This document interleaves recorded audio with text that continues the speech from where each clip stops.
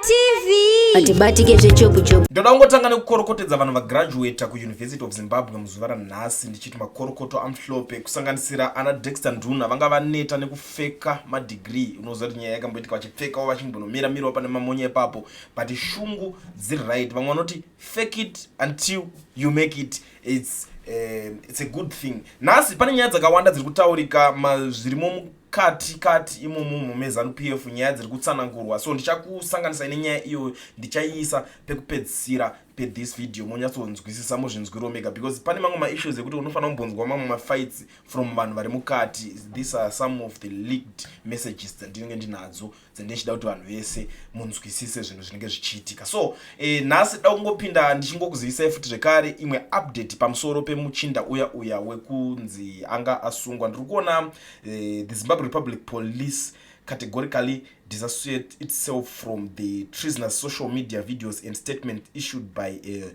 rogue policeman assistant inspector Simbarashe Mantizvidza. Recently, the errand member has been arrested and is now facing both disciplinary charges under the Police Act and criminal proceedings. The Commissioner General of the Stephen Mutamba assures the public that the Zimbabwe Republic Police will continue serving the people of Zimbabwe and the country's leadership in line with the tenets of the police constitutional mandate.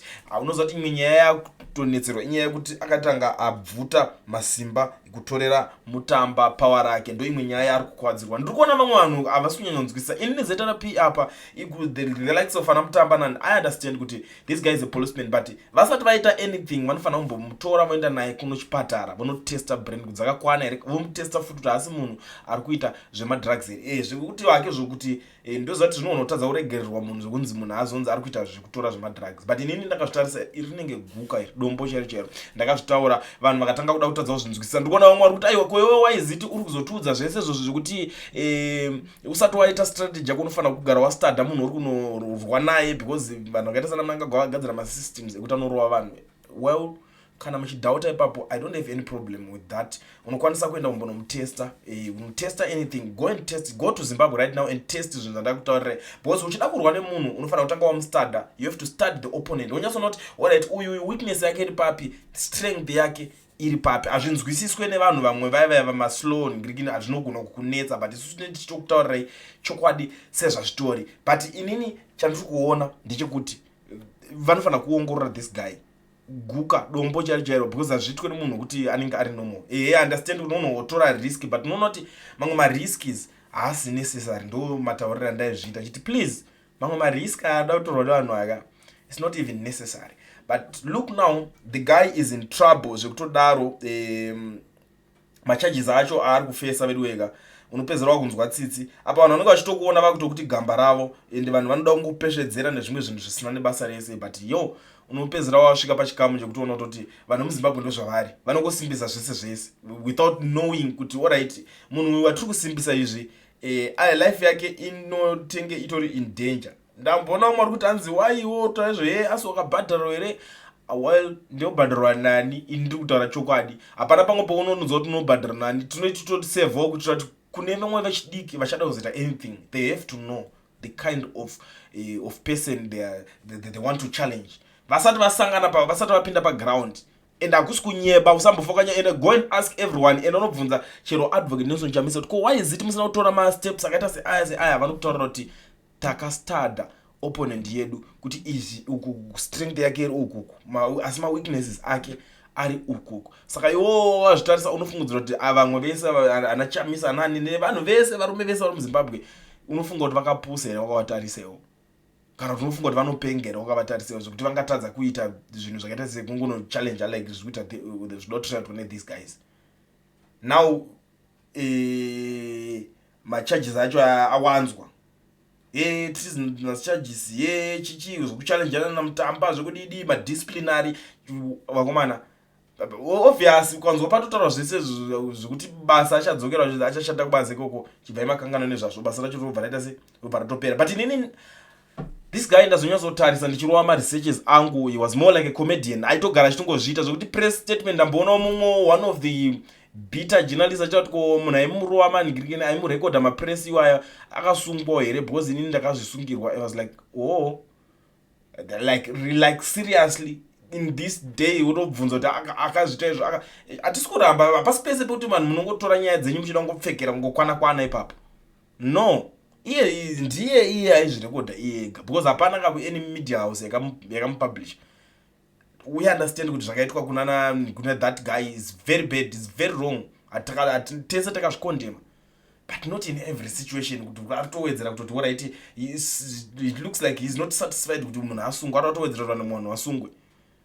No, nyangwe makanditi zvangu you are the most controversial what it's okay, but zvimwe zvacho ndingoti hazvisi necessary. So rekedza tingomhanyira pane nyaya yekwaVP Chiwenga iri kupisa like matauriro andazviita iko zvinezvi because ndikuziva kuti vanhu vakawanda vada kunzwisisa kuti chichiri kunyatsotaurika nezvazvo. But ndisati ndakusanganisa ine nyaya yacho ndangogara ndangozivisa vanhu kuti kana uchingori muSouth Africa uchida kuregisterwa company wobvovhurwa FNB business account usina work permit kana kuti study permit, bata education research yana Owen ndiye one guy anogona kuregistera company okuvhurira FNB business account usina work permit kana study permit. Chinongodiwa chete passport yako yawakapinda nayo muSouth Africa. Zvimwe zvese usasaswere uchinetsekana nazvo nekuti Owen ndiye munhu wacho ari kubatsira vanhu pane matambudziko akaita seiwaya. Contact him on the numbers that are showing on the screen.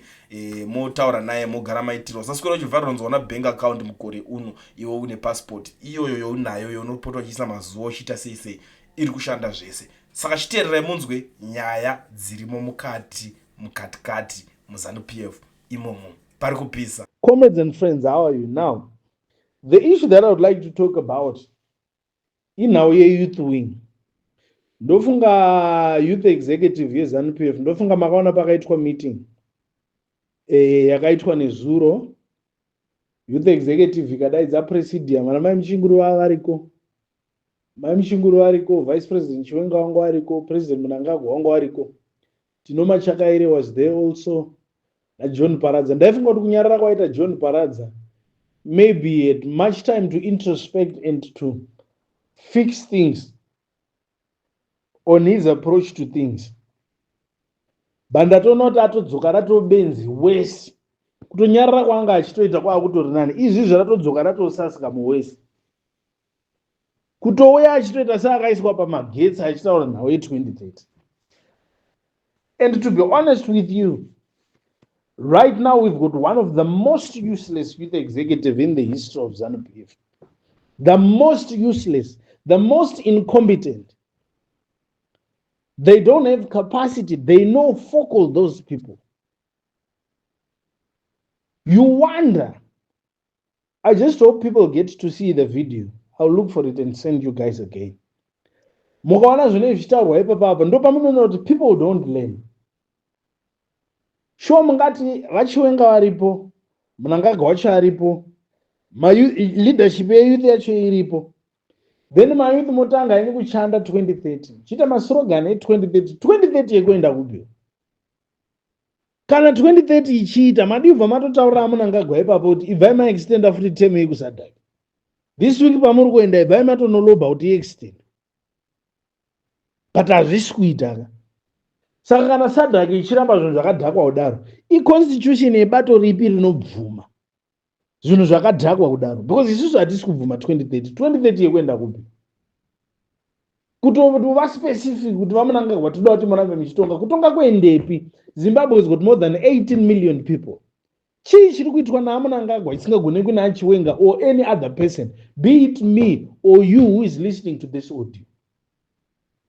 Chii chekuti chingaitwa nemunhu ari kuma80 something chisingagoneki kuitwa nemunhu ari kuma60s, chisingagone kuitwawo nesu? Chii chekuti tingabva tapererwa pausvika kuti munhu wani ngaramba achititungamirira? No. Ngatisapuse takurawo mana kunyepera kuvhiringika brain chaiyo. Ndo pamunoona kuti imwe level yebootlicking yakadhakwa. Leadership yeyouth iripo ichisiya machairperson achitaura maslogan, vachipa maspeech, mapresentation ezvinhu zvakadhakwa kudaro. That whole youth executive needs to be disbanded. Yese kugurunura yese. Kutanga from scratch. Looking for sound youth. Looking for my youth ane capacity. My youth asiri ma bootlickers. unhu ihwohwo muzanu pf unofanira kugurwa ubva wapera zvamu chose. Izvizvi you find 10 out of 10 of my youth chairpersons,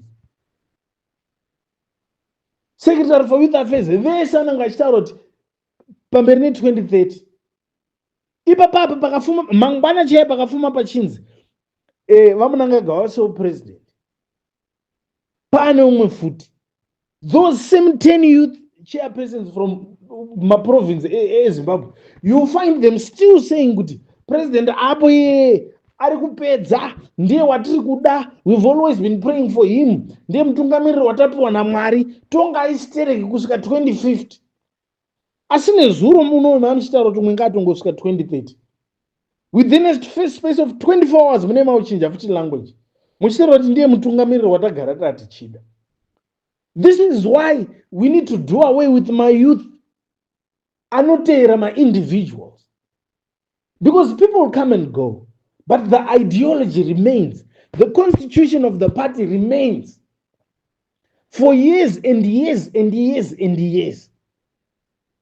Ipapapa muri kunzwa General Chiyongo akakutaurira akati amusiri mayouth daini. Unoona munhu achiziti muyouth ane mhanza iri kubva pahuma ichinosvika kuseri kugotsi, munozviti ndiri muyouth. Ndozvaitaura naGeneral Chiyongo zikanzi mamadhara imi munganyeperana vamwe vacho muchizviti muri mayouth, hamusiri mayouth. Saka mune muchida kuzotonga rini kana muchitaura kuti 2030 ngaasvike munhu achitonga? Muda kuzotonga rini apa? matoo madhara kudhara. Brain dzenyu zvinonatsa kudhonza here imi? Ndozvandaitaura marimwe zuro uno ndichitaura kuti imi capital city munoisa munhu anenge mahachi waya kuti anzi ndiye chairperson wemayouth. Mahachi, munhu asingagoni kunyora zita rake, kumuti nyora composition uchitaura nezvako haibudi. Chinhu chega chaanogona kumwa kambucha newhisky chete. Kumuti taura zvine musoro kuti taakusunga delegation izvizvi, mayouth taakuenda kana kuRussia kana kuAmerica kana kuBrazil kana paMozambique chaipa kuexchange program. Mahachi anonotaura kuti chiko hana kana one book. Youth executive yese hapana kana akaverenga one book akapedza. So nditaurire kuti kana tiine mayouth akadhakwa akapusa kudaro, party iri kuenda kupi? ZANU-PF yacho iri kuenda kupi? Kana tiine mabootlickers akadaro, ipapapo munhu ari kudaro achitaura zvinhu zvekupenga kudaro anenge akwira zupu. Kuenda mumeeting unenge wakwira zupu. Dai dzisiri motikari dzamunotopiwa kunzi mufambise idzi, mungadai mauya kumeeting nei? Mungadai mauya kumeeting nechii? Vamwe vatori munational executive muri kufamba netsoga, matokwira makombi, moti munhu ngautongosvika 20. Unoshandepi? Hauna kana musika unotengesa madomasi. Chii chinoitwa nemunhu wani chingagoni kuitwa nevamwe? That is my question which I'm posing to you this afternoon. Zvakashatei umwe akapinda umwe obuda? 2 terms is more than enough. Hapana chinhu chaunozombofa wakaita futi after 2 terms chaunofungira kuti ungazoita chausingakwanisi kuita pane 1 term. Chaiye is more than enough to show people your capacity to lay out your vision. Even if ukanzi watobva munhu akauya, that person will carry on that vision. Zvakanakisa sterei. Magetsi ari kuenda for 18 hours. 18 hours. Ndozvoratidza kuti mayouth ari kuswera akasitika. Masasikama kutungamirwa nemasasikama 18 hours kusina magetsi. Unzwa munhu achitaura kutungamira yosvika 2030. Temu yaMugabe chiya magetsi aenda zvaaita here? Marodhi anga akadhakwa zvaakaita here? Wori waiitwa sezvauri kuitwa here zvoti mungataura 20? Kana zvazvitori time yaMugabe chingwa chaitengeswa $2 for 2. Zvinhu zvazvitori right paipai, asi Mugabe takakomplaina tikati hazvichaiti ngaaende. What more izvizvi?